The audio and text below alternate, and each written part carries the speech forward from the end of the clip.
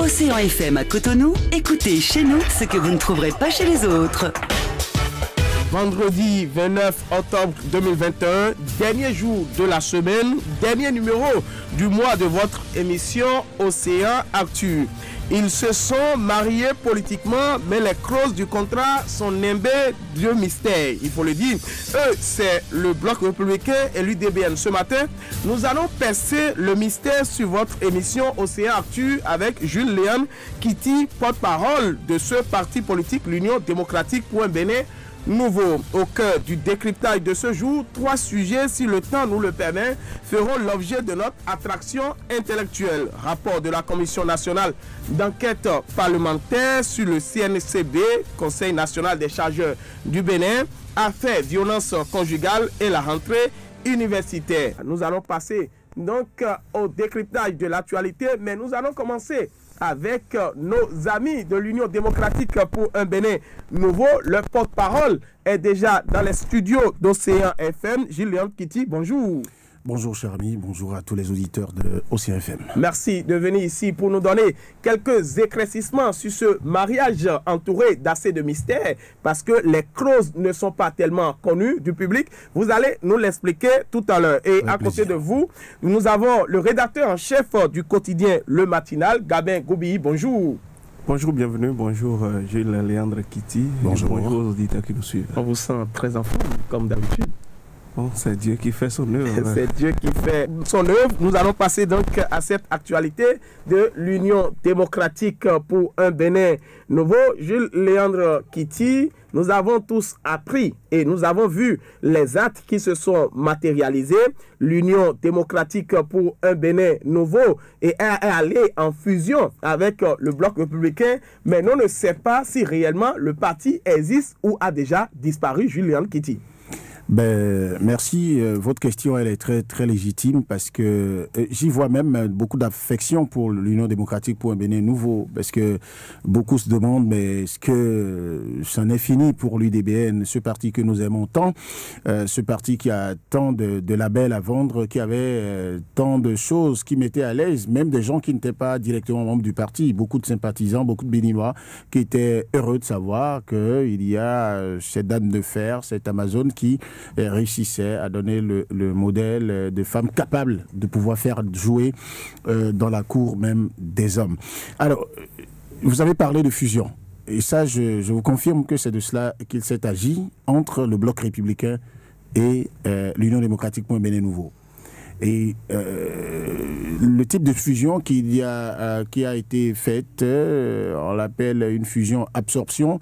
Vous pouvez, entre deux entités, faire une fusion-création où vous disparaissez tous et puis vous créez une nouvelle entité et tout, mais vous pouvez aussi faire une fusion-absorption où vous avez une partie qui est absorbante, l'autre absorbée, mais à l'intérieur, vous êtes allé en discussion d'égal à égal, vous avez des responsabilités qui permettent à chaque entité en fusion de pouvoir garder, comme on peut le dire, le pied sur l'accélérateur et le frein par rapport à ses valeurs, par rapport à ses objectifs. Et donc, moi, je peux vous dire que le nom UDBN, vous l'entendrez plus parce que cette fusion-là, en tout cas, vous l'entendrez pour ceux qui auront le droit de pouvoir dire, quand vous dites, par exemple, vous parlez de l'UDBN ici dans ce studio, personne ne vous en voudra puisque tout compte fait, vous me regardez jusqu'à il n'y a pas si longtemps comme le porte-parole de l'UDBN. Et de ce point de vue, on ne vous en voudra pas.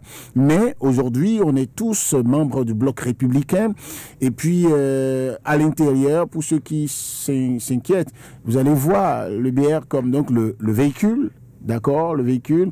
Et ça, il faut quand même qu'il y ait l'une des parties qui soit le véhicule. Et à l'intérieur, on ne s'est pas senti comme du sel qui va disparaître dans l'eau. Non, nous sommes là avec nos valeurs, nos objectifs, qui ont de grandes lignes de rapprochement avec les idéaux du Bloc républicain. C'est pourquoi d'ailleurs, parmi tant d'autres formations politiques qui prenaient attache avec l'UDBN, c'est le Bloc républicain que nous avons choisi. Donc, Nous sommes membres du Bloc républicain à part entière. Et puis, une telle fusion qui fait suite à des négociations âpres et très sérieuses. Alors, moi, de mon expérience de journaliste politique, puis d'acteur politique aujourd'hui, c'est pour la première fois que je vois que pour un accord politique, on a été si méticuleux, on a été si sérieux. Julien Kitty, voilà. Il y a quelques confusions à la matière, il faudrait le préciser. Si nous vous comprenons très bien, vous parlez d'une fusion-absorption. Ça veut dire que l'UDBN a disparu de la scène politique béninoise. Oui, mais c'est de cela qu'il s'agit. L'UDBN a disparu. Si vous voulez, en fait, je n'utilise pas les mêmes mots que vous pour parler de façon aussi directe et péremptoire. Non pas que je fuis vos questions, mais c'est pour vous dire que l'existence de l'UDBN, il faut la penser. L'existence ou non de l'UDBN, il faut la penser aussi bien dans l'identité liée au sigle, d'accord, et aux attributs, aux couleurs, au logo, que dans les valeurs défendues par le parti, que dans les hommes qui portaient ces valeurs, que dans les objectifs. Et donc, de l'intérieur du Bloc républicain, nous continuons à veiller à ce que ces valeurs qui nous identifiaient... Bon, je vous donne un exemple pour qu'on se comprenne et que les auditeurs nous comprennent, que l'UDBN aille en fusion avec le Bloc républicain. Et donc, le Bloc républicain, si vous voulez, je ne sais pas s'il faut parler de nouvelles formules, qui est là aujourd'hui, plus grand, plus fort. Eh bien, vous pensez que les éléments de l'UDBN ou les membres de l'UDBN, les responsables de l'UDBN vont permettre qu'on ne fasse pas suffisamment ou la promotion de la femme ne monte pas d'un cran au sein du Bloc républicain. Je vous donne déjà l'exemple que le 15 octobre passé, à notre congrès où on célébrait, on consacrait ce mariage, où on a invité le ministre d'État, secrétaire général national du Bloc républicain, Abdoulaye Biotchane, eh bien, quand il a dit que dans les tests du Bloc républicain, c'est mis qu'on doit faire au moins 30% de promotion de femmes dans les instances, et ainsi pour les jeunes aussi, la présidente du Haut Conseil de l'UDBN a pris la parole en même temps pour dire, avec nous, notre fusion avec vous, ça doit passer à 60%. Et donc, au prochain congrès, il faut déjà réviser les tests dans ce sens. En cela, l'UDBN peut dire qu'en esprit et par rapport à ses valeurs, il continue d'exister. Et par rapport à la promotion des jeunes, ça va être la même chose. Et par rapport à notre perception de la vie politique qui est que, contrairement à ce que certains pensent que la politique ne peut être qu'un assemblage de mensonges, eh bien, on peut inviter la vertu. Un minimum de vertu, un minimum de bonne gouvernance en politique. Gabin Goubi qui piaffe d'impatience quand vous faites votre développement. Oui, Gabin Goubi. Oui, je vois l'ancien porte-parole de l'UDBN très péremptoire par rapport au thème fusion. C'est vrai que lors de la mise ensemble, parce que c'est le thème que vous avez utilisé, oui, mais parce que beaucoup se sont dit pourquoi vous utilisez ce thème et tout, parce que nous, on prend les gants par rapport à tous les débats théorique au plan juridique. Ce n'est pas ça le problème. Aujourd'hui, le problème, si mise ensemble, ça vous met d'accord. D'accord? Mise ensemble pour faire une seule entité, pas une alliance.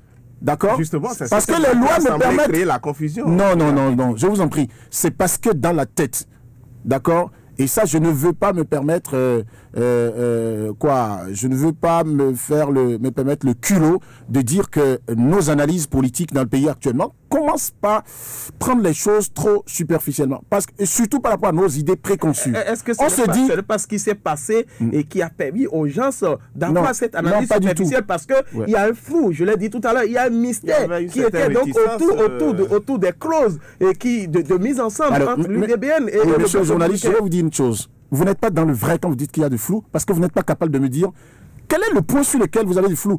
D'abord, je vais vous poser la question. Parce que pour se mettre c'est vous qui posez les questions, mais moi, il faut que je comprenne. Il faut que je comprenne d'abord sur quel point vous avez un flou dans votre tête. Je vais vous le dire. Et quand on parle de mise ensemble, vous savez que selon les tests, la réforme du système partisan, il faudrait nécessairement que c'est individuellement qu'on adhère à un autre parti politique. Le fait qu'un parti politique se met ensemble avec un autre parti politique est une alliance de contre nature, selon la réforme du système partisan. C'est chaque individu. Il n'y a pas d'adhésion collective à un parti politique. C'est l'adhésion individuelle selon la réforme du système partisan. Est-ce que la réforme du système partisan interdit une fusion?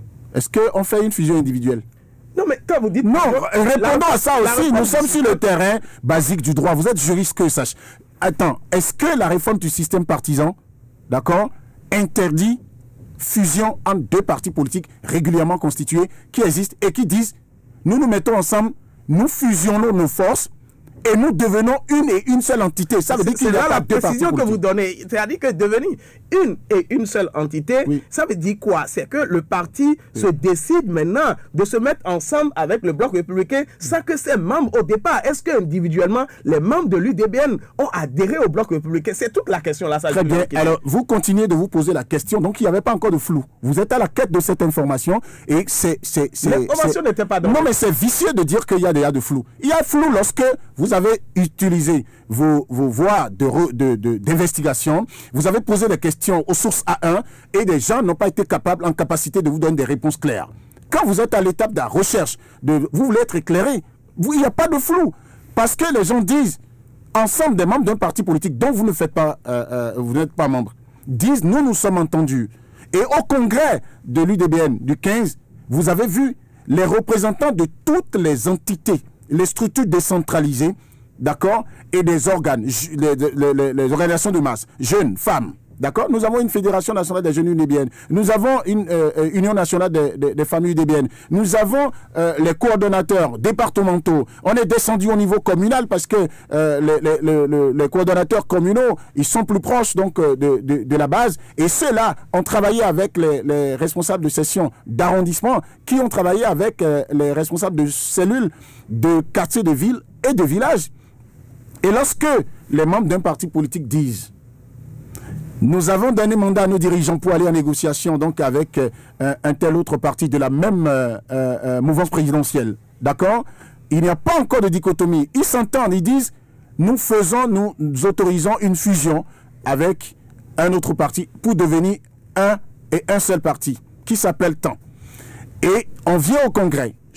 Les représentants, les porte-parole de chacune de ces entités du parti viennent le répéter. On finit. Venez demander comment nous mettons en opérationnel tout ça. Est-ce que vous savez qu'après ce congrès, après même la sortie médiatique conjointe avec les responsables du BR connus comme tel avant, mais nous sommes encore allés sur le terrain. Nous avons un comité de suivi sur pied qui a déployé des équipes pour que le dernier militant qui se pose encore des questions puisse devenir un vecteur de communication pour mieux expliquer ça. Donc de ce point de vue, il n'y a pas de souci. Vous avez un seul parti aujourd'hui qui s'appelle Bloc républicain. Et donc vous êtes membre du Bloc républicain. Tout à fait. Vous n'êtes plus porte-parole de l'Union démocratique. Peut-être les jours à venir. Mais j'ai constaté que vous avez... J'ai constaté que vous n'avez pas eu besoin de poser de questions avant de montrer votre intelligence en disant lui il a dit l'ex-porte-parole de l'UDBN.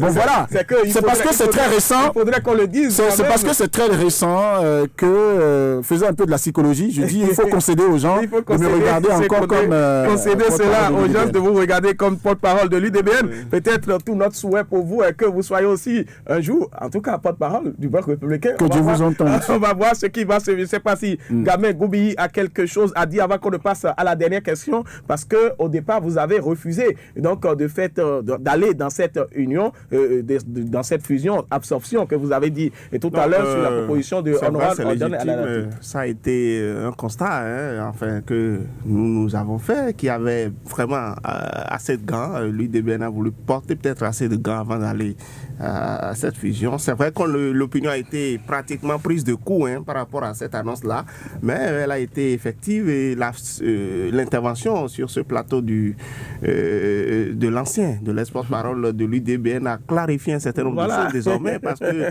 nous-mêmes on hésitait à aller au thème fusion, surtout lorsque au congrès du 15 on a parlé de mise ensemble et que le lendemain aussi il y a eu du Bloc républicain, je pense, pour formaliser les choses. Le secrétaire exécutif du BR aussi a parlé du thème de mise ensemble, mais on se demande à quel format, quelle est la nature juridique du rapprochement. C'est intéressant pour les Sciences Po que d'avoir de nouvelles. Est-ce que la maturité politique béninoise est déjà à cette étape? On peut y aller, il ne faut pas en douter. On peut y aller. Ça commence un jour. Maintenant, la conséquence, je suppose, comment ça va se faire, parce que c'est une première. Vous avez déjà votre récépissé définitif délivré par le ministère de l'Intérieur. Je suppose que l'UDBN l'UDBN va faire la démarche d'aller au ministère pour aller saisir l'instance pour retirer son agrément ou enfin, son autorisation, son récépissé. Je ne sais pas comment est-ce que ça va se faire dans ce que je peux vous suggérer humblement, parce que ça se fait ailleurs et ça peut se faire chez nous. Moi, je n'ai pas de calendrier trop long pour faire de grandes choses dans la vie, qu'il y ait, pourquoi pas, des journalistes qui se disent spécialistes de tel ou tel parti politique. C'est pas compromettant, ça. Pour dire, lorsqu'on en parle, c'est de la communication. Que cela puisse donc rester très proche de nous pour savoir une mise en scène. Justement, vous voyez, quand deux grosses entités de la taille du bloc républicain et de l'UDBN se mettent ensemble, vous voyez, avec un accord formellement signé, des étapes, c'est tout un processus de mise en œuvre. Ça veut dire qu'il y a des actes qui vont être posés. Et nous restons très vigilants par rapport à ces actes-là. Et en face, nous avons des gens qui, jusqu'à preuve du contraire, ont montré de la disponibilité, de l'humilité et surtout ont donné des signes véritablement forts de cet engagement, de respecter. Et vous l'avez vu dans le communiqué conjoint qui a été présenté, que les deux parties ont pris l'engagement de mettre en exécution l'intégralité des clauses de l'accord. Vous pouvez penser tout ce que vous voulez d'un accord politique, mais un jour... Parlant d'accord, justement, vous avez dit que votre présidente, et ça a été entendu, a plaidé pour que 60%, la promotion d'au moins 60% de femmes soit effective au sein de cette instance-là. Est-ce que, objectivement, vous pensez que c'est faisable? Quand on sait que le BR, c'est un regroupement d'au moins 150 formations politiques, vous venez... Mais vous faites l'insulte aux membres du BR, qu'eux, ils n'aiment pas faire la promotion des femmes. Absolument pas. Non, c'est pas parce qu'ils sont... C'est un jeu d'intérêt, c'est un rapport de force. C'est un intérêt aussi que de faire la promotion. C'est un intérêt aussi, donc nous allons revenir. Et puis il faut avoir d'ambition. Il faut avoir d'ambition. Les 60%, c'est un plaidoyer. Gillian Kriti, le temps s'égrène. Est-ce que Gildas Aïzano n'a pas raison de vous aujourd'hui parce qu'il avait proposé que vous alliez vers un grand parti politique? Très bien. J'ai envie de vous dire, et je souhaite que, malheureusement, on n'est pas à la télé, mais je nous sens filmé, c'est très important. Je vous regarde droit pour vous dire que cette phrase, cette affirmation de M. Gildas Aïzano, et je suis vraiment gêné de le dire, est du pur mensonge. C'est pas autre chose. Mais il y a le quotidien, le matinal, qui a relayé cette information. Le rédacteur en chef du quotidien, le matinal, est d'ailleurs ici en studio. Je dis, il sait très bien que autant il a eu le droit de relayer ça, autant Gildas Aïzano s'est octroyé le triste droit de le dire, que j'ai le droit de venir dire que c'est du mensonge, pour peu que je sois capable de dire pourquoi je pense que c'est du mensonge. Allez-y, quelques minutes. Depuis que moi, j'ai eu à collaborer avec Gildas Aïzano au sein de l'UDBN et pour tout ce qu'il a eu à dire avec la présidente de l'UDBN, Gildas Aïzano n'a jamais proposé que l'UDBN aille avec un autre bloc depuis que la réforme du système partisan impulsée par le chef de l'État, Patrice Talon, a commencé. Il peut l'avoir dit dans un entretien privé avec la présidente. Vous n'êtes pas censé être là à tout. Mais attendez, je vais vous expliquer. Je suis au moins informé de propos, de démarches suffisamment abondants venant de M. Aïzano, qui voulait plutôt que l'UDBN se montre complètement indépendant. C'était sa ligne. Il a milité plutôt pour que l'UDBN, à la limite, c'est en des termes à peine voilés, c'est à croire qu'il voulait même pousser l'UDBN dans l'opposition. Parce que pour lui, nous sommes vous n'avez pas dit, non, je dis, ici, à la limite, des choses dans la transparence et la clarté. Je vous dis dans la transparence. Bon, d'accord. Alors, lorsque Gildas Aïzano dit par exemple que pour que l'UDBN puisse exister, se fait valoir dans cette réforme du système partisan, il faut que l'UDBN regarde non pas les intérêts à trouver dans un soutien trop fort au chef de l'État. Il faut plutôt, par exemple, montrer de l'indépendance et tirer à boulet rouge sur les autres partis et surtout le bloc républicain et l'UP. Les deux blocs que vous avez en tête, lorsque vous parlez de suggestion pour aller vers les blocs, c'est pas BR et UP. Bon, donc, est-ce que quelqu'un peut vouloir que pour que l'UDBN survive, il faut qu'il tire à boulet rouge sur ces deux partis, d'accord? Et c'est la présidente qui jouait plutôt au sapeur-pompier, essayait donc de canaliser ses ardeurs. Est-ce que celui-là... pas l'objet de notre... Non, attendez, s'il vous plaît, ce n'est pas l'objet... En quelques secondes, nous allons passer aux autres sujets de cette émission. Si vous me permettez... Non, vous avez... Si vous ne m'interrompez pas, je vais y aller plus vite. Oui, allez plus vite. Juste une minute, et nous allons terminer avec l'UDBN. C'est pour dire aussi que j'ai constaté avec beaucoup d'amertume cette campagne que M. Aizano a démarrée. Elle est d'autant plus déshonorable pour lui que, en fait, il a quitté l'UDBN depuis. L'UDBN qu'il dit avoir proposé d'aller dans un bloc, il a été sur la liste de l'UDBN aux élections communales. Et parce qu'il n'a pas été positionné là où il voulait, il a dit « je prends mes distances ». Mais il a gardé son nom jusqu'à ce qu'on aille aux élections. Ça veut dire que si l'UDBN avait eu levé des sièges là où il était candidat, il prendrait ça. Est-ce que vous pouvez penser qu'un parti ne peut pas avancer seul et accepter être sur cette liste pour aller aux élections? D'accord. Et puis c'est quand il attend depuis longtemps où il a déjà quitté l'UDBN, et c'est quand l'UDBN fait fusion maintenant que lui, il pense qu'il peut se refaire une santé politique et il ne dit rien sans UDBN. Je finis en vous disant... Non, je vous dis quelque chose.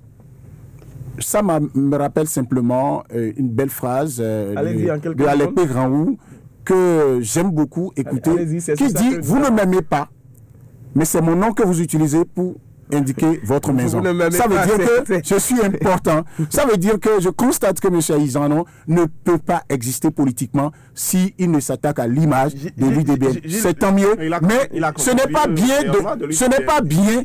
Oui, même si vous avez fait ça, on est jeune. Moi, je ne prends pas du plaisir à attaquer un jeune politique. Mais ce n'est pas bon de mentir sur le compte de grandes personnes.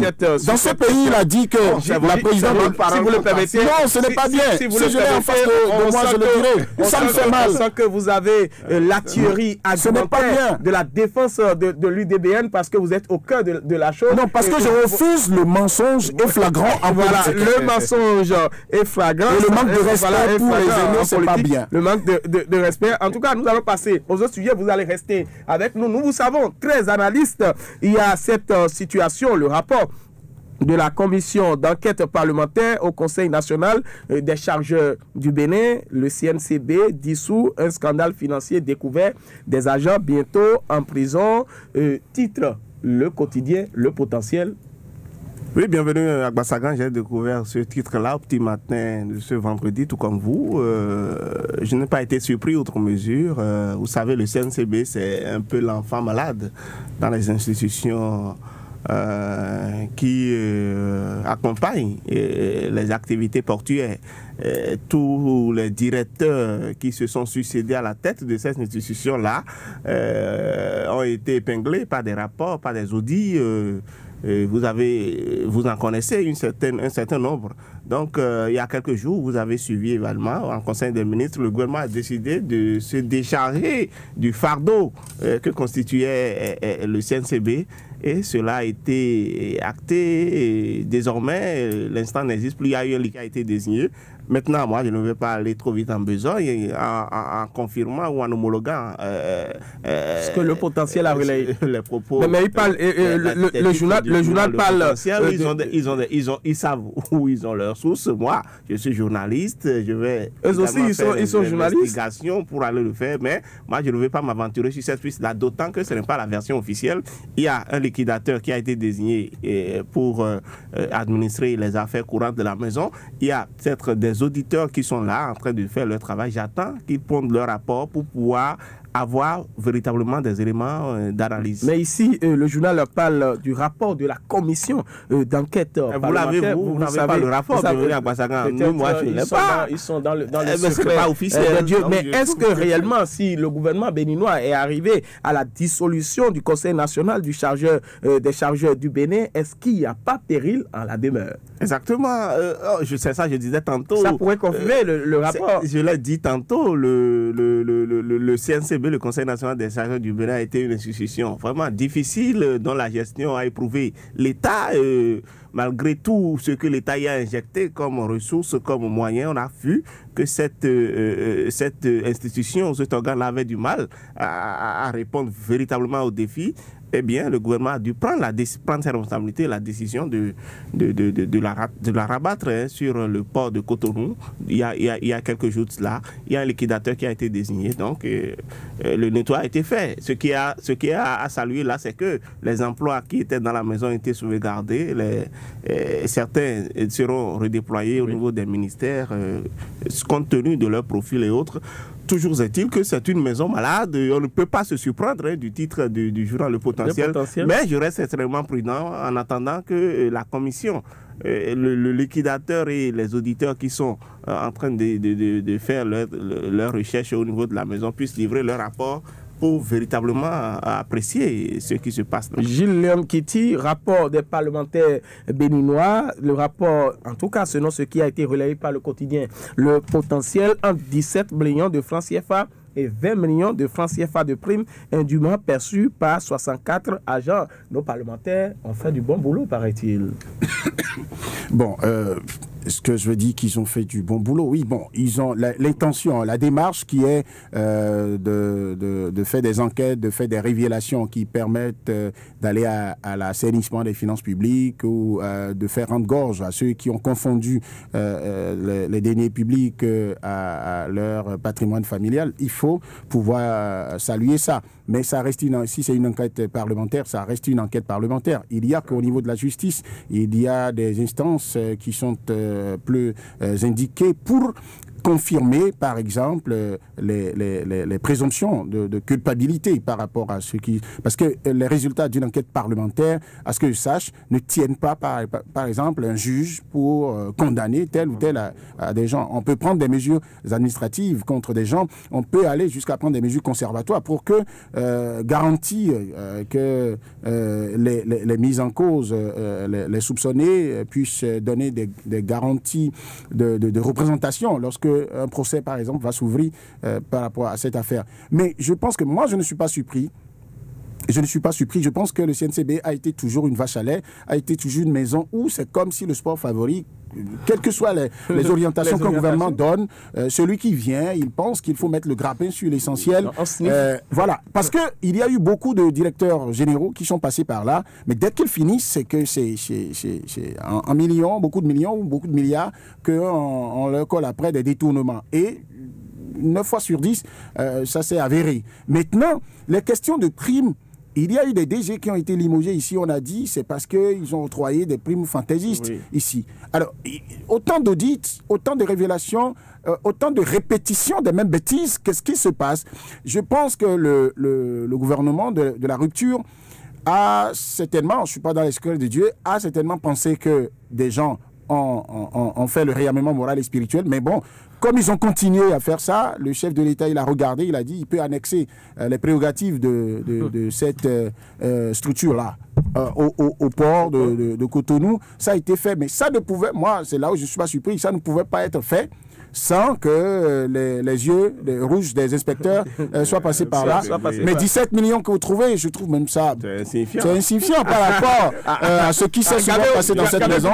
Je pense qu'il faut mieux fouiller. Que même 17 millions, c'est insignifiant. Non, si éventuellement c'était avéré, 17 millions, vous voyez, pour qui connaît un peu les chiffres auxquels on est habitué après les audits dans cette maison-là, c'est pratiquement rien, pratiquement détourné. Donc, j'attends quand même qu'on ait plus de chiffres, plus officiels, les chiffres plus probants pour véritablement apprécier.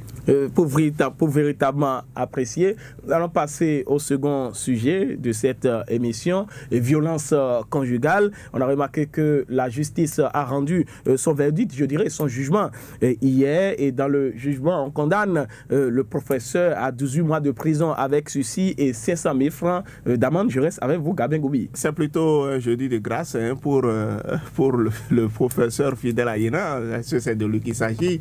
C'est un jeudi de grâce, il peut aller vraiment se frotter les mains parce qu'il risque gros dans cette affaire.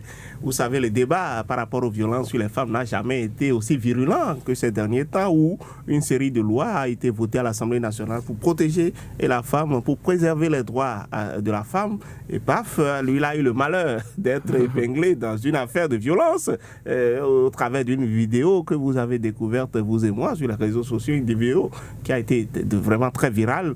Et la justice s'en est saisie. C'est vrai qu'entre-temps, la femme a commencé à plaider, à pleurnicher sur son parce sort. qu'elle est ménagère. Elle qui était victimisée, qu'on pensait avoir été brutalisée, qu'on pensait défendre, mais elle s'est dit qu'il y avait l'intérêt de la femme. Donc, j'ai vu quand même dans ce verdict rendu par le droit, parce que le procureur avait requis plutôt 5 ans d'emprisonnement contre lui à l'audience précédente, j'ai vu quand même qu'il y a un certain humanisme.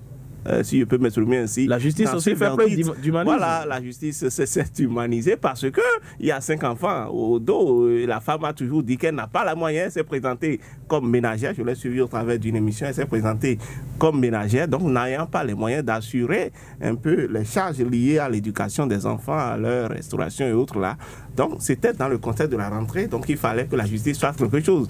Donc moi je salue quand même cette vision de cette justice-là qui a quand même fait prévaloir l'intérêt de la famille plutôt que ceux qui ont estimé que les actes étaient véritablement graves qu'il fallait sanctionner. Maintenant, ce n'est pas une porte ouverte au désordre, aux violences conjugales. Que les gens ne pensent pas que désormais on peut faire n'importe quoi avec sa femme et aller en justice obtenir une certaine clémence. C'est de cela qu'il s'agit. Jules Léon Kitty, on constate que les disciples, je dirais même de la déesse Thémis, ont fait preuve d'une clémence hier dans cette affaire de violence conjugale. Bon, je pense que de la réquisition du ministère public à la décision prise par le juge, donc je pense que moi je ne m'inscris pas dans l'idée de clémence. Je pense simplement que la justice les acteurs de la justice, ceux qui ont connu de ce dossier, ont estimé qu'une décision de justice est au service de la société. Lorsque il y a une victime dans une situation donnée, et des victimes collatérales, lorsque vous rendez une décision, si la décision ne peut pas faire du bien aux victimes, si la décision ne peut pas mettre davantage la société sur les rails d'une meilleure éducation, ce n'est pas normal. Mais la justice autant elle a un rôle d'éducation, la justice a un rôle coercitif, mais la justice a un rôle également de pédagogie. C'est de montrer que oui, c'est nécessaire qu'on ait brandi que vous pouvez aller à 5 ans d'emprisonnement.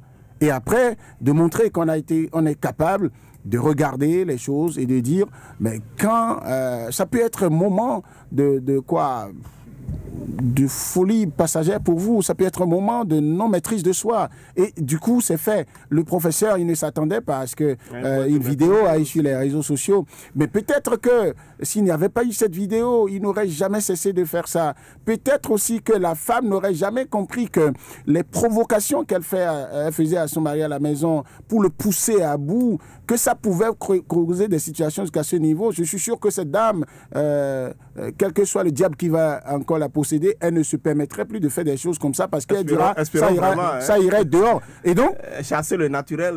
18 mois, ça n'est pas rien aussi. Avec ceci. L'image, le coût, le prix payé par le professeur par rapport à son image, par rapport à sa carrière, mais c'est plus que 100 ans de prison.